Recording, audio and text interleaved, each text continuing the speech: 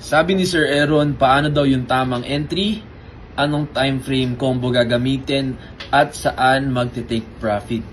Sana masagot, boss.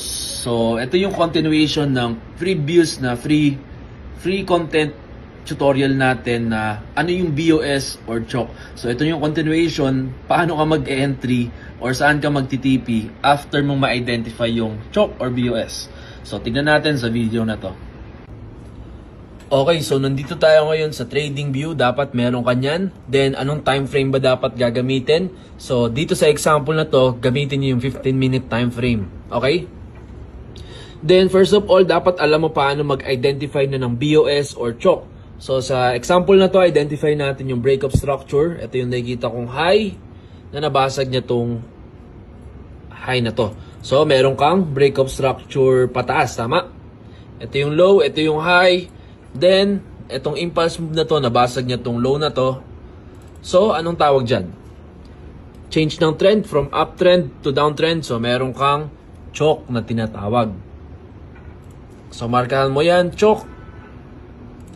Okay, so ito na yung tanong ni Sir. Saan daw maganda mag-entry, anong time frame, at saan maganda mag-SL or TP?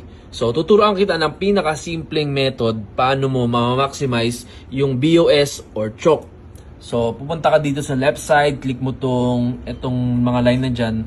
Click mo yan, or ito, fib retracement. Kung gusto mo mabilis, click mo yung star, magpa-pop up tong option na yan, then click mo yan, okay? Pero kung wala pa, click mo yan, fib retracement. Pag na-identify mo yung trend, downtrend, CHOC, click mo yung swing high, click mo yan. To swing low, click mo yung low. Okay? So, ang tawag dito ay Fibonacci Retracement Tool. Parang kung saan yung area na possible siya mag-retrace, then continue niya yung trend niya kung saan niya man gusto pumunta. So, sa example ko sa inyo, try nyo dito yung 0.618. Diyan kayo mag-enter ng trade or mag-set ng sell limit or pending order. Dahil ang bias mo ay CHOC downtrend, dapat sell limit ang lalagay mo. So, dito siya sa 0.618 level. So, saan yung magandang SL? SL mo, swing high. So, aangat mo lang to. Then, kopyahin mo yung value niya by double clicking this. Then, may kita mo dyan yung SL. Okay, 4891. Then, saan yung TP? TP mo dapat itong previous low. So, ang risk to reward, 1:6. 1:0.6 RR, okay? Then, for example, na-set mo na yan, sell limit. Tingnan natin kung ma-activate ka.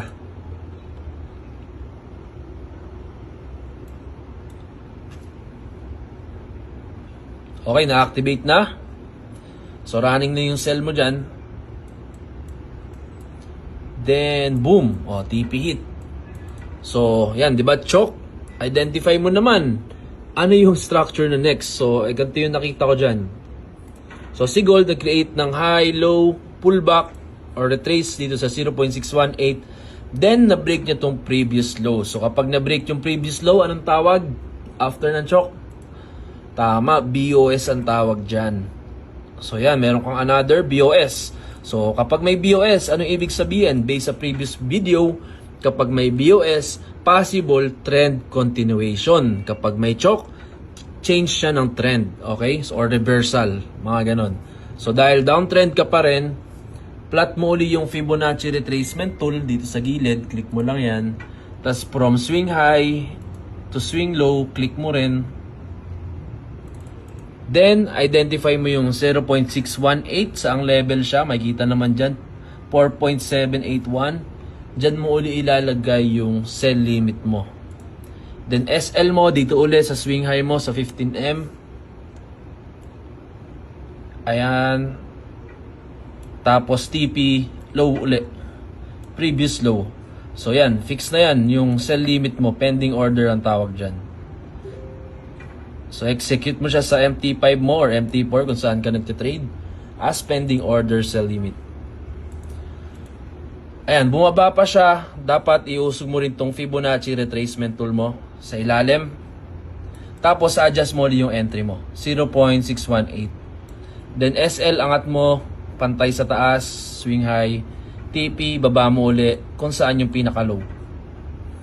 So, following the trend ka pa rin dyan based sa 15-minute downtrend market structure BOS. Yan natin. Okay, activated uli yung pangalawang entry.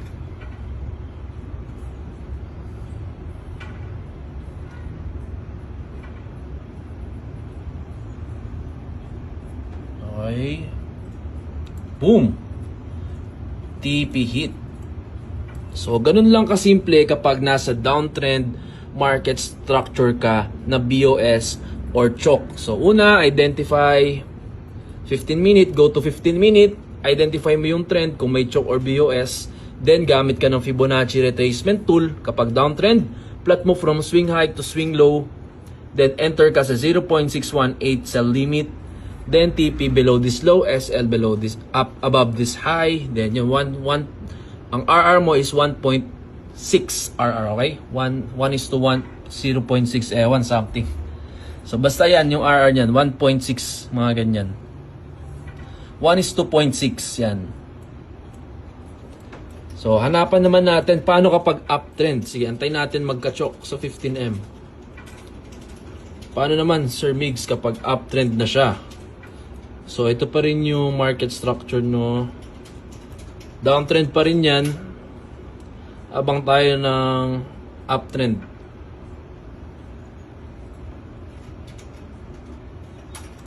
Oops.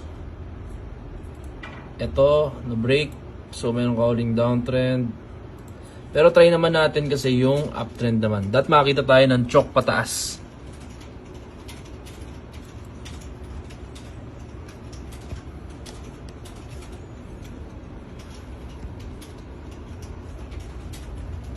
Okay.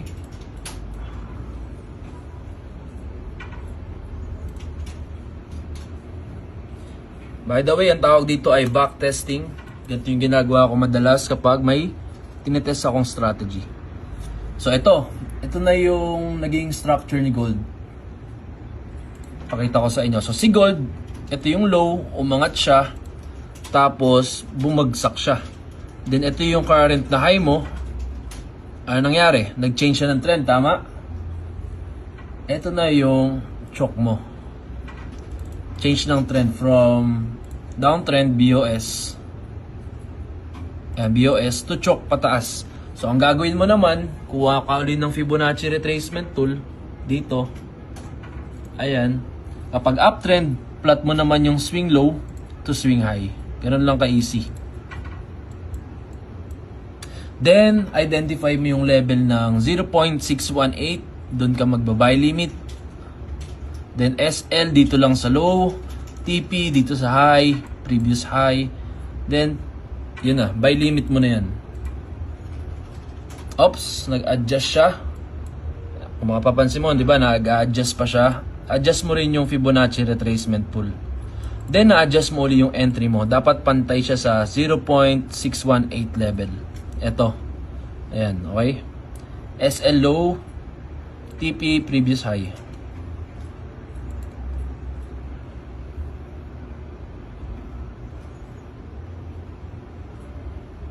Okay, activated. Then, TP hit. So, ganun lang mga ka-trade with Migs. Paano mo ma-maximize yung BOS CHOK sa pinaka-simpleng paraan. Paano mo siya may entryhan. Okay? So, kung gusto mo pang matutunan yung ibang smart money concept, comment ka lang dito sa comment section kung ano yung gusto mong i-explain natin. Okay, so yun lang. Follow me for more video, okay?